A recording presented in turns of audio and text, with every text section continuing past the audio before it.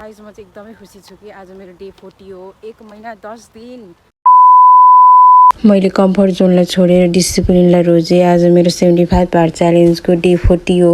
सधैँ जस्तै मैले यो च्यालेन्जको सबै रुल्सहरू फलो गरेको छु। Two workouts, indoor outdoor, healthy diet, no cheat meals, 3.8 litre water, reading 10 page book and process photo, no excuse. यो 40 दिनमा मैले मोटिभेसन वेट गरिनँ, मैले एक्सक्युज सुनिनँ, मैले आफूलाई प्रमिस गरेको कुराहरू तोडिनँ।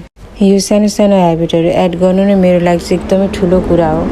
यो च्यालेन्ज बडीको चेन्ज भन्दा पनि माइन्डसेटको रिबिल्ड गर्ने जर्नी हो।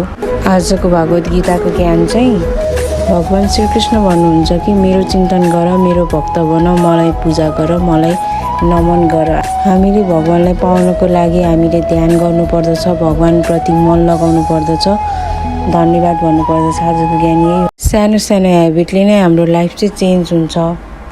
म चाहिँ 45 मिनटको आउटडोर वर्कआउटको लागि निस्केको छु। अहिले चाहिँ इभिनिङको 5:15 भइरहेको छ। इभिनिङको इन्भाइरोमेन्ट चाहिँ यस्तो छ। आज मैले आफूले आफूमाथि काम नगरेको भए आज मेरो आफ्नो पर्सनल डे 40 भनेर मैले भन्न पाउँदैन थिएँ होला। अनि मैले आफ्नो होइन ऐनामा जतिचोटि हेर्छु मलाई यति खुसी लाग्छ कि रिजल्ट आइरहेको छ नि त, हल्का हल्का बिस्तारै बिस्तारै गरेर यस्तो खुसी लाग्छ। आज म चाहिँ एकदमै खुसी छु कि आज मेरो डे 40 हो। 1 महिना 10 दिन। आज आफ्नो लागि चाहिँ टाइम निकाल्नुहोस् है, टाइम निकाल्नुहोस्।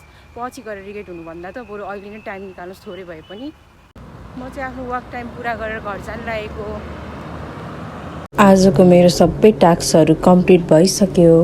मेरो भिडियो हेरेर मलाई सपोर्ट गरिदिनु भएकोमा सबैजनालाई धेरै धेरै धेरै धन्यवाद।